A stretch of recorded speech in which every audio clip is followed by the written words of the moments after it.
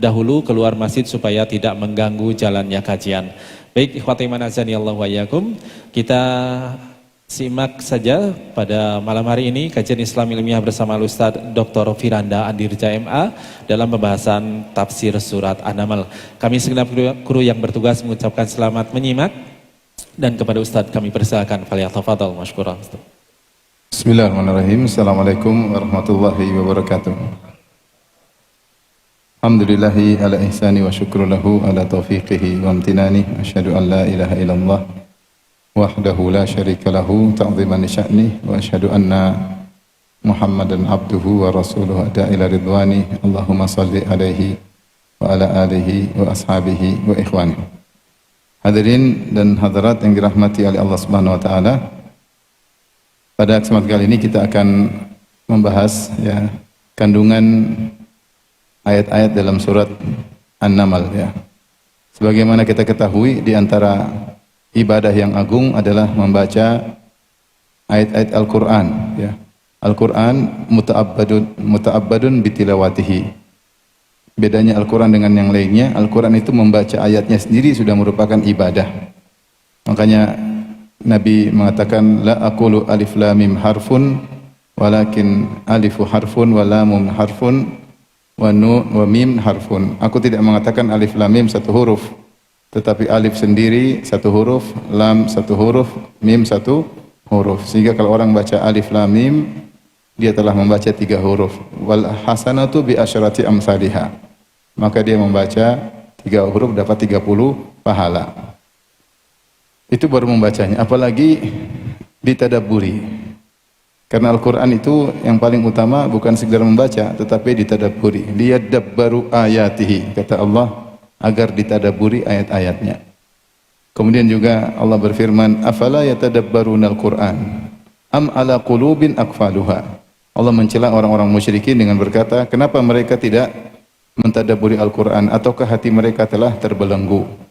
Allah juga berfirman, afala yatadabbarunal Qur'an walau kana min indi ghairillahi lawajadu fihi ikhtilafan katsiran. Seandainya Al-Qur'an bukan turun dari Allah, tentu mereka akan mendapati banyak kontradiksi.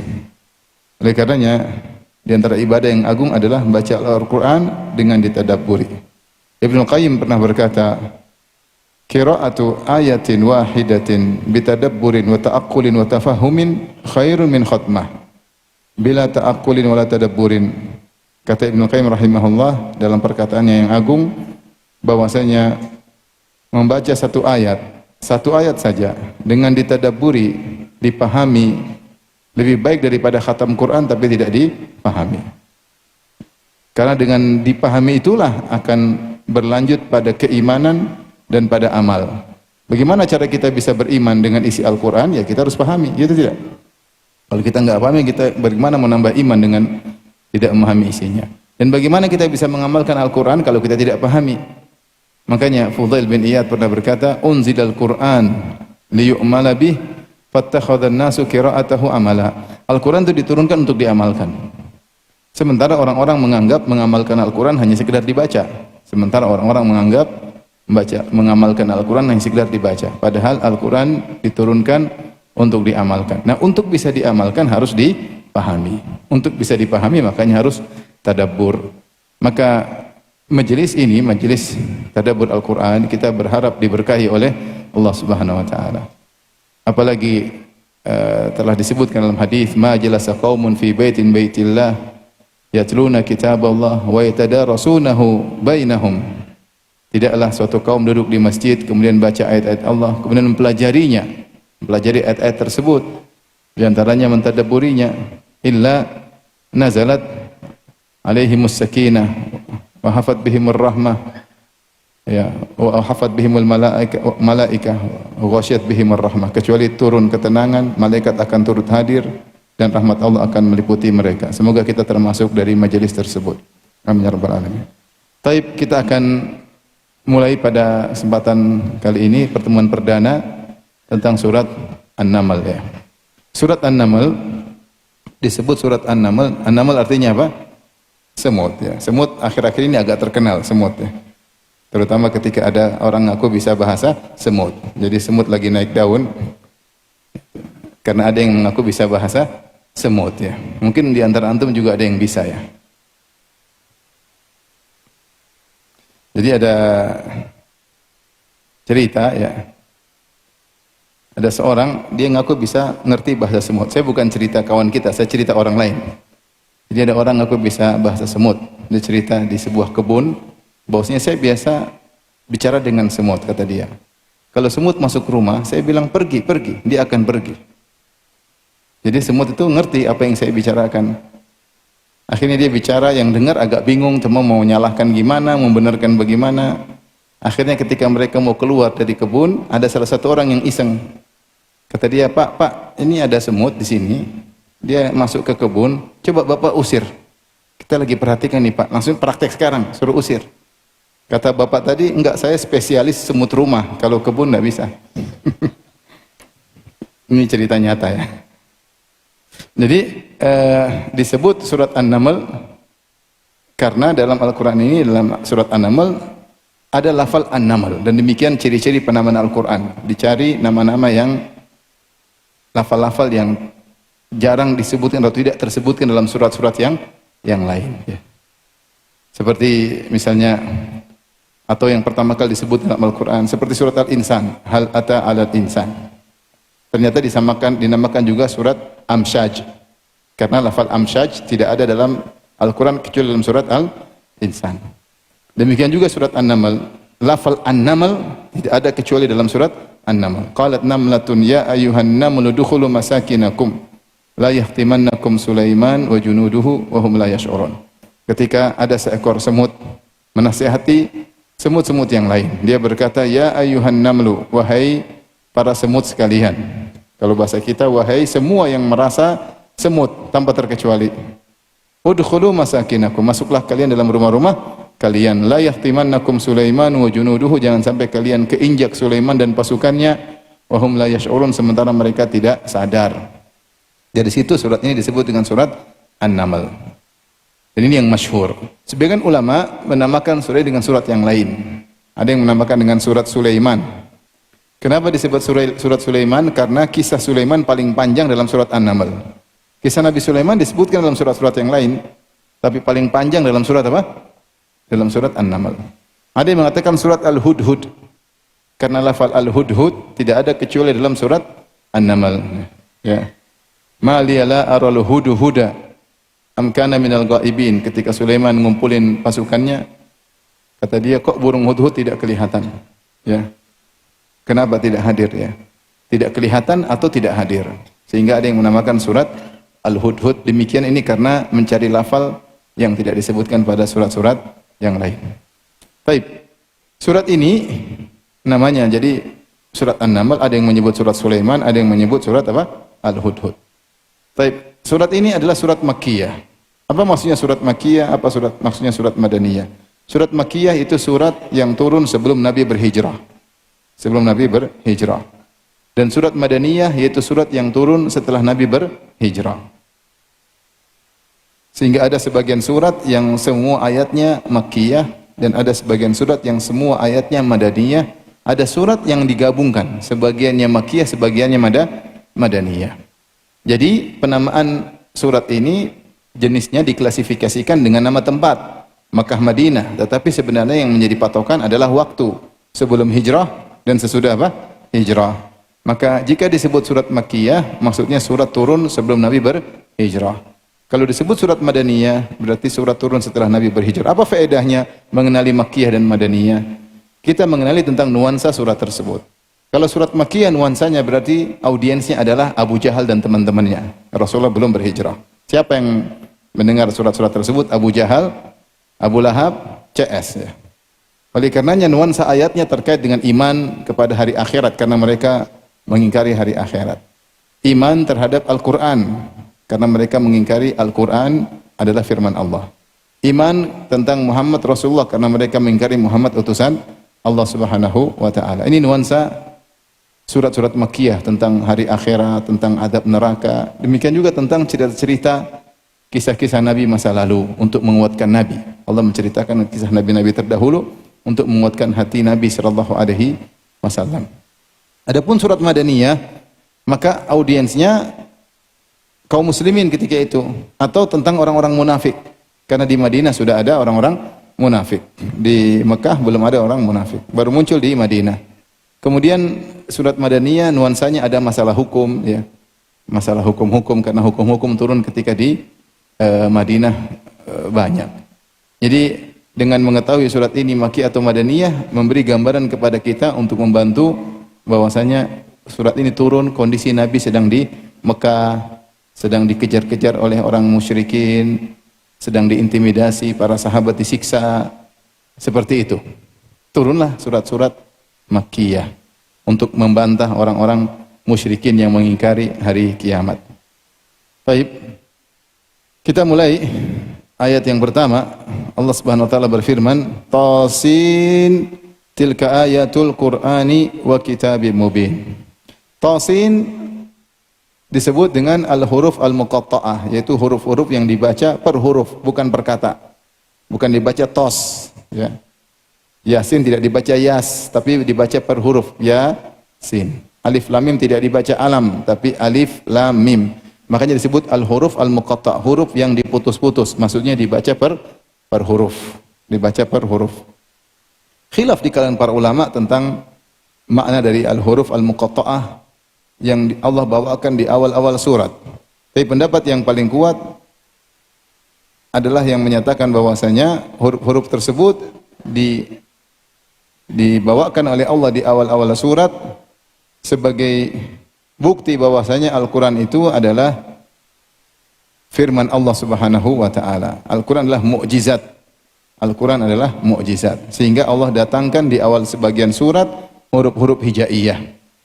Seperti alif lam mim shad, alif lam ra, yasin, tasin, ya hamim. Makanya kalau biasanya sesudah ada huruf muqatta'ah, biasanya kemudian disebutkan tentang Al-Quran. Contoh alif lam mim, dzalikal kitabul la raiba fi.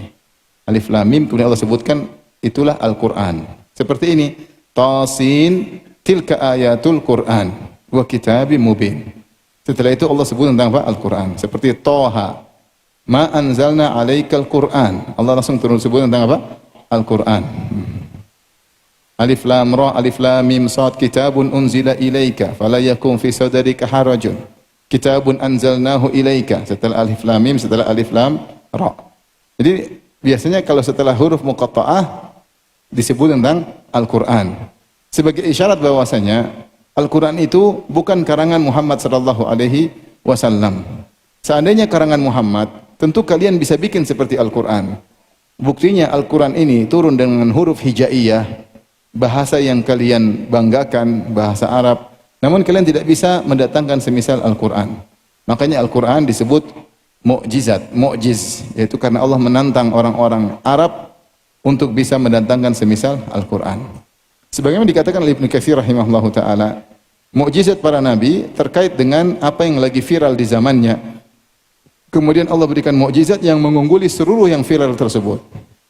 Contohnya, Nabi Musa alaihissalam diutus di zaman yang ketika itu orang-orang pandai belajar sihir, banyak penyihir.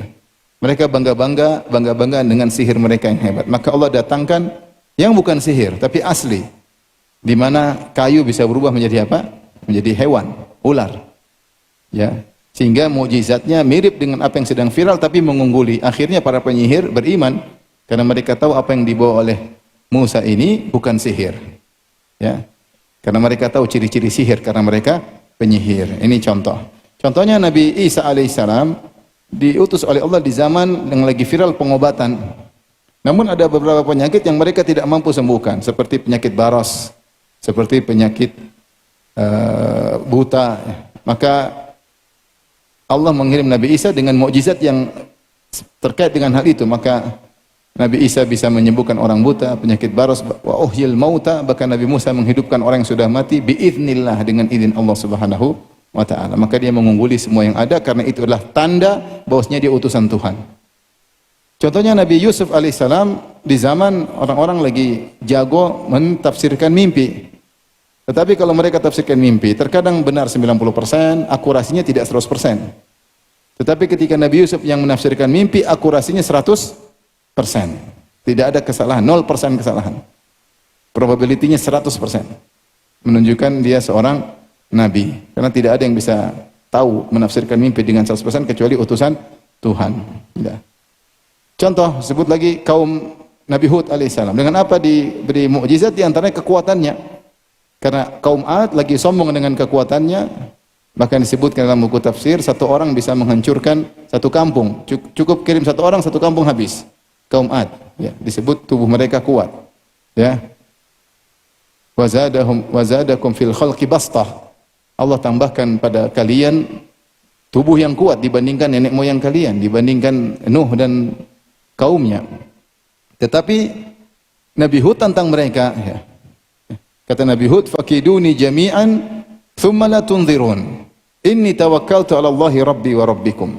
Silakan kalian seluruhnya bikin makar untuk mencelakakan aku, seluruhnya, gabung semuanya. Aku bertawakal kepada Allah. Kata Ibnu Qayyim, ini cukup bukti bahwasanya mereka tidak mampu mengalahkan siapa? Nabi Hud. Pada Nabi Hud apa? Sendirian. Mereka bangga dengan kekuatan, Nabi Hud tantang mereka dan mereka tidak bisa. Kenapa? Karena Nabi Hud bertawakal kepada siapa? Allah Subhanahu wa ta'ala. Demikian juga mereka menyatakan para ulama Nabi Saleh mukjizat terkait dengan onta, karena mereka Nabi Saleh hidup di kaum Samud yang mereka bangga dengan onta, perhatian sama onta. Kalau onta mungkin zaman sekarang seperti moge, seperti mobil mewah. Zaman dulu onta yang jadi perhatian. Ternyata Allah utus kirim onta yang menakjubkan. Onta tersebut keluar dari batu, ontanya besar, indah, langsung bunting tanpa suami. Dan Allah katakan, hadhihi naqatullahi lakum ayah. Inilah onta Allah sebagai ayat bagi kalian. Maka setiap nabi diutus sesuai dengan diberi mukjizat yang terkait dan yang sudah viral di zaman tersebut. Makanya Rasulullah SAW mengatakan, tidaklah ma min nabiyyin illa utiya min ayatin ma mithluhu amana alaihil bashar. Tidak ada seorang nabi pun kecuali diberikan tanda, yaitu bukti kenabian yang cukup membuat orang beriman.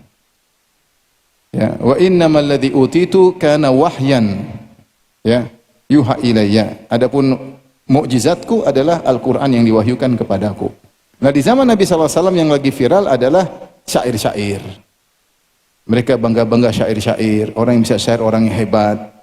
Lomba syair di antara mereka, ya. Syair itu lagi viral, bahkan syair itu merupakan medsos zaman sekarang. Kalau syair menyerang dengan hija, menyerang orang, memuji, menjatuhkan mental seseorang dengan syair di zaman tersebut. Maka Allah turunkan kepada Nabi yang bukan syair, bukan nathar, bukan syair, bukan prosa, bukan juga syair. Ya. Ma 'allamnahu syi'ra wa ma yanbaghi lah. Ya, kami tidak pernah mengajarkan Muhammad syair dan tidak pantas dia untuk bersyair. Allah turunkan Al-Qur'an yang punya aturan tersendiri yang menakjubkan. Yang menakjubkan. Yang dibaca tidak pernah membosankan, luar biasa. Intinya mukjizat Al-Quran sangat banyak. Saya sudah bahas sendiri kajian tentang agungnya Al-Quran, tentang sisi-sisi mukjizat Al-Quran. Oleh karenanya Allah menantang kaum musyrikin untuk mendatangkan Al-Quran, karena mereka menuduh Rasulullah SAW dibantu oleh in hadza illa ifkun iftarahu wa anahu alaihi qaumun akharun faqad ja'u zulman wa zura. Ya. Kata mereka, Al-Quran ini hanyalah kedustaan yang dibuat-buat oleh Muhammad dan dibantu oleh teman-temannya. Mereka bohong. Ya. Makanya Allah katakan, kalau ini memang karya Muhammad, kalian harus lebih bisa daripada Muhammad. Kalian gabung. Qul in jama'atil insu wal jinnu ala an ya'tu mithli hadzal Qur'an la ya'tuna bimithlihi walau kana ba'dhum li ba'dhin dhahira. Kalau seluruh jin dan manusia bersatu padu untuk mendatangkan semisal Al-Quran, mereka tidak bakalan mampu. Faktu, ya, katakan seperti Al-Quran. Sampai Allah turunkan, ya, bi asyri suwari mithlihi. Kalau tidak mampu satu Al-Quran, 10 surat. Kalau tidak mampu, bi suratin, satu Quran saja, satu surat. Ternyata mereka tidak mampu. Ini diantara tafsir yang terbaik, wallahu alam, tentang tafsir al-huruf al-muqatta'ah, bahwasanya huruf tersebut tidak ada maknanya karena tidak dibaca sebagai kata, tetapi dibaca sebagai apa? Huruf. Adapun kata adalah rangkaian daripada huruf. Ketika dibaca per huruf berarti bukan dimaksudkan maknanya, tapi maksudnya hikmahnya. Hikmahnya adalah untuk menunjukkan bahwasanya Al-Quran adalah mukjizat yang turun dari Allah untuk Nabi Muhammad sallallahu alaihi wasallam. Makanya Nabi tidak bisa, bukan Nabi yang buat Al-Quran, bahkan Nabi berusaha untuk menghafalkannya, ya. Karena Jibril yang mendiktekan kepada Nabi sallallahu alaihi wasallam. Tapi kita lanjutkan, tilka ayatul Qur'ani wa kitabim mubin. Tilka itu isyarat jauh. Itulah kalau bahasa kita, itulah. Sebenarnya Allah mengatakan isyarat jauh seperti dzalikal kitab, dzalika, bukan hadzal kitab. Kalau hadza itu ini bahasa Indonesia. Kalau dzalika itu, ya. Kalau tilka itu artinya apa? Itu. Untuk menunjukkan akan ketinggian Al-Qur'an, seakan-akan kedudukannya tinggi. Tilka itulah, untuk menunjukkan kedudukan yang tinggi. Ini metode orang Arab dalam menunjukkan mengagungkan sesuatu. Tilka ayatul Qur'an. Ayat maksudnya tanda-tanda, tidak disebut ayat kecuali tanda atau bukti, ya. Sehingga sebagian ulama seperti Syekh Sa'di di dalam tafsirnya dia perinci bahwasanya Al-Qur'an itu bukti akan banyak kebaikan. Setiap ayat mengandung bukti akan kebenaran Allah Subhanahu wa taala. Bahkan Allah mengatakan inna hadzal Qur'ana yahdi lillati hi aqwam. Sungguhnya Al-Qur'an ini memberi petunjuk kepada jalan yang terbaik. Petunjuk dalam Al-Qur'an sangat banyak. Ayat-ayat isinya petunjuk-petunjuk. Tentang hukum-hukum, tentang kisah-kisah, tentang akhlak, tentang macam-macam, tentang iman, tentang takwa, banyak sekali. Yang seharusnya sudah cukup membuat orang untuk beriman. Maka disebut dengan ayat. Sebut dengan ayat. Ayat itu maknanya sendiri adalah bukti atau tanda. Tilka ayatul Qur'an. Al-Qur'an secara bahasa maknanya dari qara'a artinya jamaah. Kenapa Al-Quran disebut dengan Quran? Karena dia mengumpulkan surat-surat, atau dia mengumpulkan larangan dan perintah, atau dia menurunkan pembahasan-pembahasan, kisah-kisah dikumpulkan dalam satu kitab, maka disebut dengan Quran. Intinya maknanya adalah mengumpulkan surat-surat dalam satu buku, yaitu Al-Quran. Wa kitabim mubin, yaitu kitab, maksudnya ini juga sifat lain dari Al-Quran, karena Al-Quran disebut juga dengan Al-Kitab. Adapun datang sini kitabin dengan tanwin litafkhim, untuk menunjukkan ini ayat dari kitab yang agung, kitab.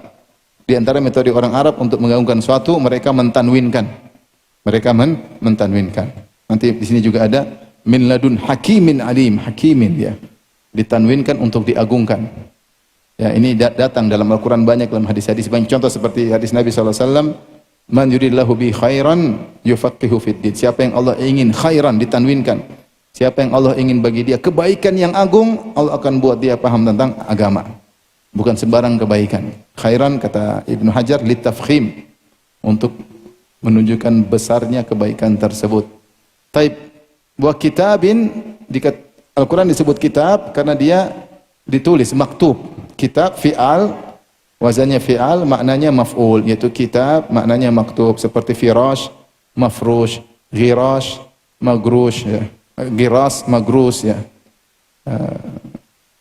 Seperti ilah, ma'luh, ini namanya wazannya fi'al, timbangannya, maknanya maf'ul.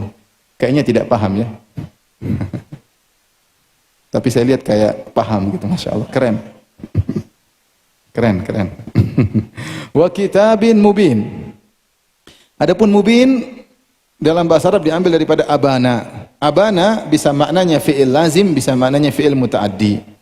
Fi'il lazim itu adalah kata kerja yang tidak membutuhkan objek. Fi'il muta'addi maksudnya kata kerja yang membutuhkan objek.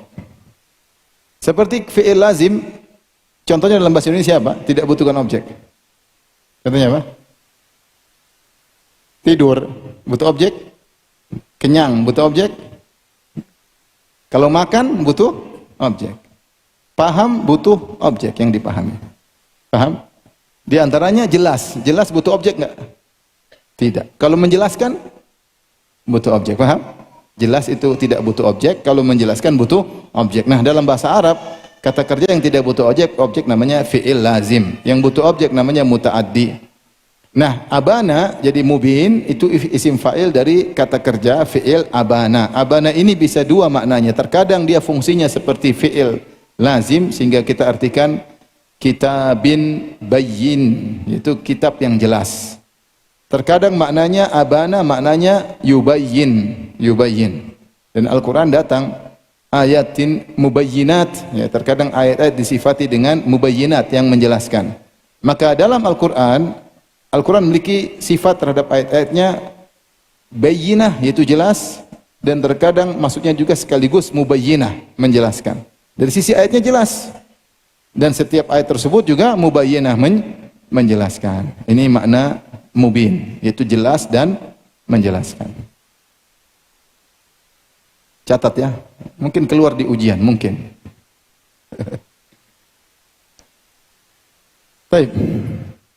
Kemudian Allah berfirman, hudan wa busyra lil mu'minin. Al-Quran adalah petunjuk dan kabar gembira bagi kaum mukminin. Petunjuk maksudnya hidayatul irsyad, yaitu Al-Quran isinya petunjuk. Isinya petunjuk. Dan juga kabar gembira. Bagi siapa? Lil mu'minin, bagi orang yang beriman.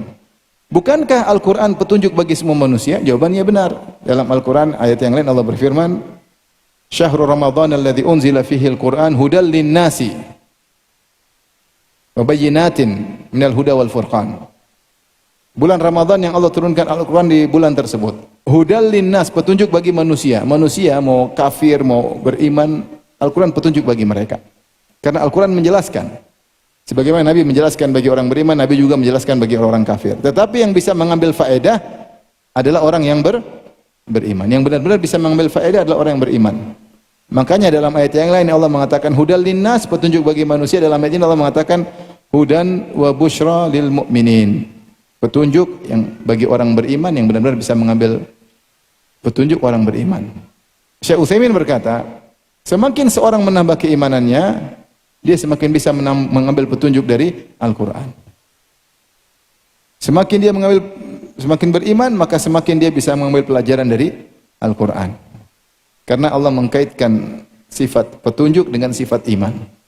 Maka berbanding lurus, semakin tinggi iman, semakin dapat hidayah banyak. Kemudian busyra lil mu'minin, busyra kabar gembira. Dalam Al-Quran isinya kabar gembira. Orang beriman, la khaufun alaihim wa lahum yahzanun. Mereka tidak akan khawatir, mereka bersedih. Kabar gembira, Allah akan kasih misalnya solusi bagi mereka. Wa may yattaqillaha yaj'al lahu makhraja. Siapa yang bertakwa, Allah akan berikan solusi baginya. Wa yaj'al lahu min amri yusra, Allah akan mudahkan urusannya. Wa yu'dhim lahu ajra, Allah akan besarkan pahalanya. Wa yarzuqhu min haitsu la yahtasib, Allah akan beri rezeki dari arah yang tidak dia sangka-sangka. Innallaha ma'as sabirin, Allah bersama orang yang sabar. Wallahu yuhibbus sabirin, Allah mencintai orang sabar. Banyak sekali ayat-ayat kabar gembira. Ini baru di dunia, belum di surga. Dengan kenikmatan-kenikmatan surga. Jadi kabar gembira. Orang kalau sedih baca Al-Quran, insya Allah sedihnya kurang. Kenapa? Al-Quran isinya kabar gembira. Kabar gembira bagi orang-orang yang beriman. Baik. Pertanyaan berikutnya, siapa orang beriman tersebut yang bisa mengambil petunjuk dan diberi kabar gembira oleh Allah? Allah sifatkan setelahnya, alladzina yuqimuna as-salata wa yu'tuna az-zakata wa hum bil akhirati hum yuqinun. Itu orang-orang yang menegakkan salat dan membayar zakat, menunaikan zakat, sementara mereka yakin dengan akhirat, yakin dengan akhirat. Baik, perhatikan sini. Ini Allah sebut tentang orang beriman yang bisa mendapat hidayah yang banyak dari Al-Quran. Sifat di sini ada 3. Allah sebutkan iqamatus salat, ita'uz zakat, dan iman kepada hari akhirat, yakin dengan hari akhirat. Yang pertama Allah mengatakan alladzina yuqimunas salat, yang menegakkan salat. Menegakkan salat itu bukan sekedar yang penting lepas dari kewajiban, tapi benar-benar dia salat dengan baik. Dia berusaha khusyuk, dia berusaha menjalankan sunnah-sunnah. Ini iqamah kamilah. Menegakkan yang sempurna. Dia salat. Dan di sini Allah menggunakan fi'il mudhari' untuk menunjukkan tajaddudul fi'il, yaitu berulang-ulang, salat lagi, nanti salat lagi, nanti salat lagi, nanti salat lagi. Baik. Kemudian sifat kedua, wa yu'tuna zakat, bayar zakat. Zakat kapan baru turun syariatnya? zakat turun syariatnya yang benar sejak di Mekah. Kaum muslimin sudah suruh bayar zakat, namun secara umum, yaitu kalau mereka punya kelebihan harta mereka bayar zakat. Adapun aturannya sekian persen itu baru di Madinah. Itu baru di Madinah.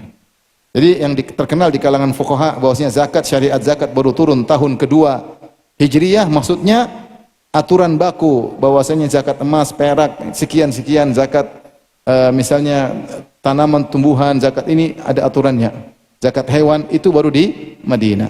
Ketika di Mekah, siapa yang memiliki harta berlebihan wajib untuk membayar zakat. Bayar zakat. Dan mereka sejak di Mekah mereka bayar zakat. Meskipun di Mekah. Wa yu'tunaz zakata. Sama Allah juga menggunakan fi'il mudhari' yang menunjukkan kesinambungan, yaitu perbuatan yang berulang-ulang. Kemudian Allah mengatakan wa hum bil akhirati hum yuqinun. Sementara mereka terhadap akhirat hum yuqinun, mereka senantiasa yakin. Di sini Allah menggunakan terkait dengan akhirat, Allah menggunakan jumlah ismiyah. Menurut ahli bahasa Arab, jumlah ismiyah tadullu ala al-istimrar, menunjukkan kesinambungan. Adapun jumlah fi'liyah tadullu ala tajaddudil fi'l, berulang-ulangnya perbuatan. Antum enggak paham kan? Kalau jumlah ismiyah continue, terus enggak berhenti. Kalau jumlah fi'liyah tidak continue tapi berulang lagi. Seperti salat, kita tidak salat terus kan? Ya enggak? Tapi salat nanti berhenti, nanti datang waktu salat lagi, berhenti lagi. Tapi kalau iman harus terus-menerus. Tidak boleh lepas, terus-menerus iman. Terus-menerus iman. Makanya ketika Allah berbicara tentang iman kepada hari akhirat, Allah menggunakan jumlah ismiyah. Makanya antum belajar bahasa Arab. Kalau antum bisa bahasa Arab, kita ngaji tafsir tuh nyaman, enak. Karena benar-benar menakjubkan Al-Quran itu. Tapi kalau nggak bisa bahasa Arab, ya qadarullah. Yang penting kaifahaluk sudah bisa. Kaifahaluk. Khair, Masya Allah. Kaifahaluk. Barakallahu fiik, Masya Allah. Bagus. Jazakallah khairan. Udah bagus, tinggal lanjut. Jangan cuma sampai di situ. Ya. Malu sama anak-anak Madinah, masih kecil sudah bisa bahasa Arab. Baik, kita lanjut. Innal ladzina, setelah Allah memuji orang-orang beriman, lantas Allah menceritakan tentang orang-orang yang tidak beriman. Kata Allah Subhanahu wa taala, "Innal ladzina la yu'minuna bil akhirati zayyana lahum a'malahum fahum ya'mahun." Sungguhnya orang-orang yang tidak beriman dengan akhirat, kami hiasi amal perbuatan mereka, ya, sehingga mereka merasa mereka di atas kebenaran. Fahum ya'mahun, sementara mereka dalam kondisi sesat. Ya, ya'mahun ada yang mengatakan artinya sesat, ada yang mengatakan dalam kondisi bingung, al-hayrah, mutahayyirun, mutaraddidun. Ada yang mengatakan maksudnya dhalun, sesat, ada yang mengatakan bingung dan bimbang. Ini balasan bagi mereka. Taib yang melakukan penghiasan terhadap amal mereka syaitan tentunya. Syaitan. Tetapi Allah sandarkan kepada Allah karena Allah yang menghukum mereka sehingga syaitan membuat mereka menganggap amalan mereka baik. Allah berfirman, syaitan telah bersumpah, la uzayyinanna lahum fil ardi, di hadapan Allah, sungguh aku akan menghiasi maksiat mereka di atas muka bumi. Sehingga Allah menghiasi perbuatan maksiat seakan-akan itu baik, sebaliknya perbuatan ketaatan seakan-akan buruk. Allah menghiasi perbuatan maksiat. Kalau ketaatan jangan nanti begini nanti begitu, dibuat buruk. Kalau maksiat dihiasi sampai orang ketagihan. Kalau tidak bermaksiat dia tidak nyaman. Makanya dalam surat An-Naml sendiri, burung hudhud bercerita tentang Ratu Bilqis dan pengikutnya. Kata burung hudhud menceritakan, nanti akan kita sampai pada kisah Nabi Sulaiman. Kata burung hudhud, wa zayyana lahumu syaitanu a'malahum fasaddahum 'anis sabil. Syaitan menghiasi perbuatan mereka sehingga menghalangi mereka dari jalan yang benar. Yaitu syaitan menghiasi agar mereka menyembah matahari. Syubhat, syaitan ke syubhat. Matahari yang merupakan sumber kehidupan, matahari sumber kehangatan, matahari yang menumbuhkan tumbuhan, sehingga akhirnya mereka sembah apa? Matahari. Syaitan kasih syubhat. Sehingga disangka penyembah matahari adalah perbuatan yang indah. Dalam ayat yang zayyana lahumus syaitanu ma kanu ya'malun, Allah menghiasi, syaitan menghiasi perbuatan mereka, maksiat mereka, sampai ya mereka menyangka mereka di atas kebenaran. Innahum ittakhadhu syayatin awliya'a min dunillah wa yahsabuna annahum muhtadun. Mereka menjadikan setan-setan sebagai penolong-penolong mereka dan mereka menyangka mereka di atas petunjuk. Banyak orang kafir menyangka mereka di atas petunjuk. Allah sebutkan dalam Al-Quran. Wa yahsabuna annahum muhtadun, mereka menyangka mereka di atas petunjuk. Di antaranya orang-orang Nasara. Allah berfirman, "Qul hal nunabbi'ukum bil akhsarina a'mala alladzina dhalla sa'yuhum fil hayatid dunya wa hum yahsabuna annahum yuhsinuna sun'a." Maukah kabarkan kepada kalian tentang orang yang paling merugi amalan mereka, yaitu orang-orang yang sesat di dunia dan mereka menyangka mereka telah berbuat yang sebaik-baiknya. Disebutkan di antara tafsiran para salaf, Nasara. Yang berletih-letih bekerja namun tidak ada nilainya. Kenapa? Setan telah menghiasi. Makanya Ibnu Katsir menyebutkan dalam tafsirnya, dalam tafsir Amilatun Nasibah, sudah capek berletih-letih beramal, tasla naron hamiyah, ternyata masuk neraka. Suatu hari Umar bin Khattab melewati marra bidair rahib. Umar melewati rumah pastor, kuil pastor. Maka Umar berkata, "Fanadahu ya rahib, wahai rahib, keluarlah." Fa asyrafa. Pastor tersebut keluar. Maka kemudian faja'ala Umar yanzuru ilaihi wa yabki. Umar pun lihat pastor tersebut, dia pun menangis. Maka teman-temannya berkata, "Ma yubkika min hadza ya Amirul Mukminin?" Apa yang buat kau menangis gara-gara lihat pastor ini? Kata Umar, "Dzakartu qaulallahi ta'ala." Aku ingat firman Allah Subhanahu wa taala fi kitabih, dalam Al-Qur'an, "Amilatun nasibah tasla naron hamiyah." Ya. Orang-orang yang melakukan letih beramal soleh kemudian ternyata masuk neraka jahanam. Capek. Coba misalnya seorang pastor ya, tidak nikah, tidak punya anak, capek enggak? Jomblo enak enggak? Hah? Susah kan? Susah. Dia melakukannya karena menganggap itu baik. Rahbaniyah. Ibtada'uha, ya. Mereka menganggap ini suatu yang baik padahal tidak baik. Tidak baik. Maka Umar pun menangis. Kenapa dianggap baik? Karena syaitan menghiasi. Syaitan menghiasi. Jadi bukan merasa kita yakin benar, pasti benar, enggak. Ikut dalil. Karena syaitan bisa menghiasi. Menghiasi maksiat menjadi terasa baik. Maka harus dipikir dengan akal sehat. Ya. Taib. Di sini kenapa Allah menghiasi amal mereka sehingga mereka jadi sesat? Karena balasan atas keburukan mereka. Falamma zagu azagallahu qulubahum, tatkala mereka sesat maka Allah semakin sesatkan mereka. Wa nuqallibu afidatahum absarahum kama lam yu'minu bihi awwala marrah. Kami palingkan hati mereka, kami palingkan pandangan mereka karena mereka tidak beriman di awal kali. Ketika Nabi mendakwahi mereka, mereka ngeyel, Allah semakin sesatkan apa? Mereka.